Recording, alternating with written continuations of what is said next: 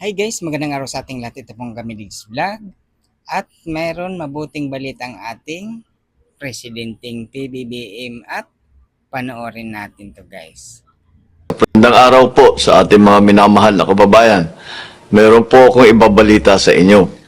Simula Martes, Abril na ang 14, may malaking rollback sa presyo ng langis. Mahigit 20 piso ang ibababa sa diesel. Ang gasolina naman may bawas na 4 pesos 43 centavos kada litro. Kerosene, 8 pesos 50 centavos kada litro ang ibababa. Malaking tulong ito lalo na sa ating mga driver, sa mga commuter at sa bawat pamilyang Pilipino na araw-araw naapektuhan ng mataas ng presyo ng krudo. Hindi pa ito sapat, kaya tuloy-tuloy naman ang ginagawa ng inyong pamahalaan para maibsan ang epekto nito sa inyong pang-araw-araw na buhay. Hindi po tayo titigil hanggat hindi natin napababa ang gasto sa biyahe, sa pagkain at sa kabuuang pamumuhay ng ating mga kababayan. Sa mga susunod na araw at linggo, may aanunsya po ko na mga dagdag na hakbang at tulong mula sa gobyerno. Hindi nating hahayaang mapabayaan ang bawat Pilipino sa gitna ng mga hamong ito. Kaya tuloy-tuloy ang trabaho ng pamahalaan nang may maramdaman na ginhawa ang bawat pamilya. At yan ang tinututukan namin araw-araw.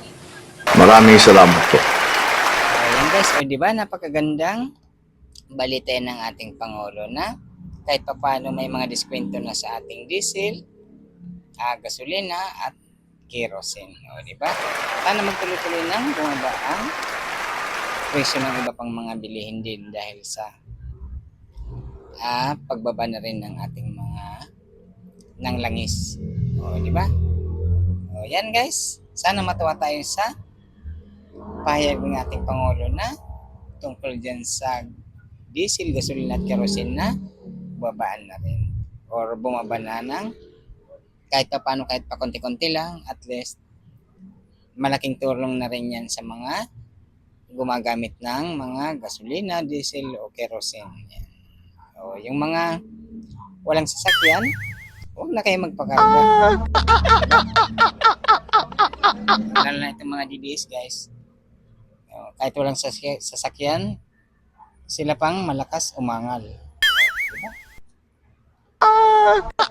Yan guys, ang magandang balita mula sa ating Pangulong PBBM. O, diba? Hanggang sa susunod na lang, o hanggang sa susunod na mga video natin na gagawin. Lalo na yung mga fake news guys. Yan ang ating susunod na ating video.